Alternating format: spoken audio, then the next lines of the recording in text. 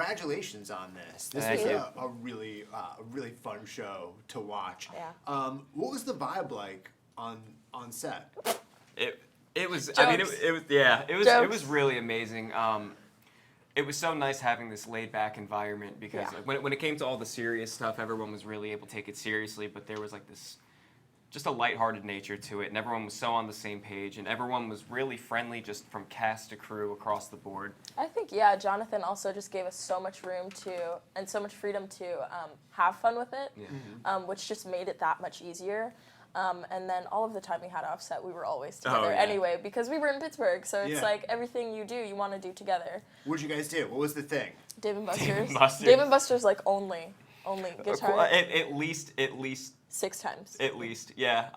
Wyatt always wanted to challenge me to a Guitar Hero duel, Yep. which I don't know if you know, Dave and Buster's has the whole machine in there of Guitar Hero 3. Oh, really? And I was a rabid fan when I was in middle school, so I was showing him the ropes. You were Yeah. always doing the shooting games Yeah, with Sofia Willis. I literally beat the Tomb Raider game at Dave and Buster's, so Just if swiping. you ever need help, I'm here. I But may. yeah. I may. And air hockey. Yeah, air Oh, hockey. man.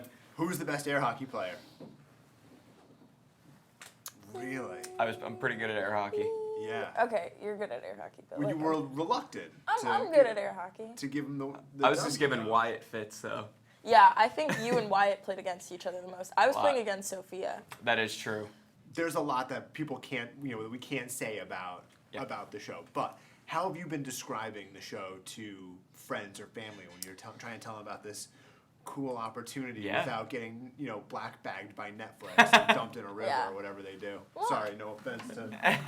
I mean, it's really, the best way I can put it is it's a show about a teenager and her friends and fellow classmates just going through the trials and tribulations of high school, and on top of, having to just go through that on its own, she also has to deal with superpowers now. Mm-hmm. So that's the best way I can put it. It's really just this offbeat coming-of-age story Yeah. with a superhero origin story just sprinkled into the mix. Yeah. I mean, it's really cool to watch it play out. There's like kind of an interesting like grittiness to Yeah. like the feel of the show, and then also the soundtrack as well. Like there's a lot of Well, Oh, yes. for anybody that watched the End of the Effing Yeah. World, Jonathan has a very specific style. yeah, he knows exactly what he's going for, and I think that really shined through with this, where it was. I knew I was in good hands as soon as I watched yeah. that show, Oh, yeah. and it does have a very similar vibe and feel to it, where Yeah. you really it's very much about the characters and the feeling around it, as opposed to all the bells and whistles that you Yep. get with other things.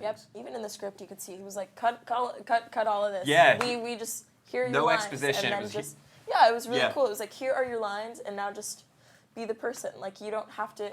He really was so confident in us, which made us really confident in our characters, and really just let us be ourselves, or bring ourselves to our characters. It was really authentic, and it is really cool to have that kind of John Hughes, like, Yeah. we can even see in, I think it's episode 4, where we have the heist scene. That's 5. 5. Yeah, That's 105. completely like the Breakfast Club moment. Like, it's so Yeah. cool. Were you guys free on set? I mean, if he's taken stuff out of the script, were you free at some point to be like, I don't know, this seems like a he was- middle-aged person wrote this line. Can I put this into Well, like the my? funny Fortunately, the writing was great It was so across the great. board. Between and Christy Hall, the other creator of the show, they just the writing was so Spot on, authentic and yeah. spot on. You didn't have to do much. But that being said, if someone wanted to play with maybe like a physical gesture or throw a line in here or there, it was not frowned upon. Because Yeah. normally a lot of the golden moments were found in those things that weren't exactly on the page. Yeah, he had trust in us to know how to be young people, because we are young people. You are? Are you sure? No, Actually, 45 years old. Yeah. Exactly. I have a good Look. skincare routine. And nothing would surprise me at this point. So if you were to make the pitch for people to binge watch this, day one, when it drops, like what would the pitch be? Well, first off, it's the easiest thing to watch. I mean, if you are a fan of Jonathan's work, things are super simple and sweet and straight to the point. You can binge this in like under 2 hours, or just I think under it's like 2 hours. a little over 2. It's Yeah. a long movie essentially. Yeah, And the way the episodes are cut together, you really want to know what happens next, and it's streamlined and moves so quickly. Yeah. And it's a fun ride to go on watching it. Yeah, and it's really also just super important because what we want for the show is to speak on issues that, yes, are kind of being spoken about now, but in a way that's relatable for everyone, and they're told through characters that really are relatable to the people that are watching them, and nothing is glamorized, and it's really like told how it is. Yeah. Exactly. Even with like the acne scene, like it's funny, but it's also so true to some people. So it's really important to represent everyone.